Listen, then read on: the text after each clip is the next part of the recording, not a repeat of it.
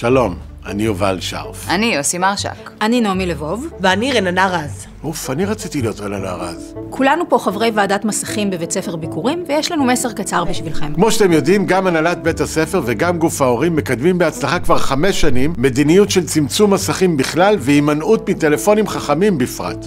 זה קורה בזכות ההסכמה החשובה והנדירה שיש בין ההורים פה, שגורמת לבית ספר שלנו להיות שונה בנוף ברמה הארצית. כי הבחירה החכמה זה טלפון טיפש. טלפון בטוח. טלפון בטוח, בטוח. הסרטון הזה בא כדי לחזק עוד את הלא יאומן שכבר קורה בפועל. מרבית ילדי ביקורים לא משתמשים בסמארטפון. התגובות שאני מקבלת כל פעם שאני מספרת להורים בבתי ספר אחרים שאין אצלנו סמארטפונים הן מטורפות. איך עשיתם את זה? איך אתם מצליחים? איך הילדים לא משגעים אתכם? הרבה הורים היו רוצים שהילדים שלהם יעבירו את השעות שלהם בצורה אחרת, לא מול מסך. אבל לא לכולם ברור איך לעשות את זה. קראנו המון מחקרים ואנחנו יודעים שכמה שנמתין יותר עם קניית הטלפונים החכמים, ככה הילדים שלנו יהיו מאושרים יותר. ידברו יותר, ישחקו יותר, יכירו חברים בעולם האמיתי. כל יום ללא סמארטפון שהילדים והילדות שלנו מרוויחים הוא חשוב.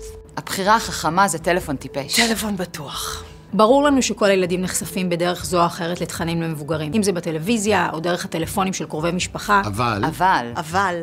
ברגע שהילדים שלכם מקבלים טלפון חכם שהוא פרטי שלהם, הטלפון שלהם, זהו, אין יותר גבול. מאותו רגע הם חשופים ופגיעים בחדר שלהם, בצופים, בדרך הביתה, באוטובוס, במעבר חצייה. חשופים לדברים הרעים שיש לאפליקציות האלה להציע. בוואטסאפ, חרמות, השפלות קבוצתיות, בריונות. באינסטגרם ובטיקטוק, הפרעות אכילה, דיכאון, אתגרים מסכני חיים, הטרדות מיניות, עירום וסרטוני זוועות. אנחנו רק ילדים, לאן אתם ממהרים?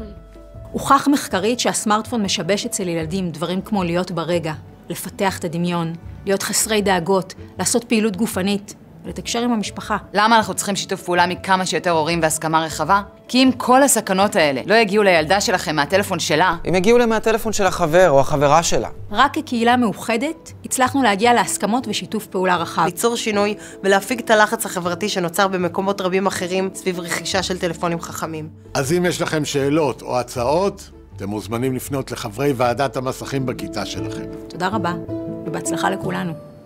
הבנתם?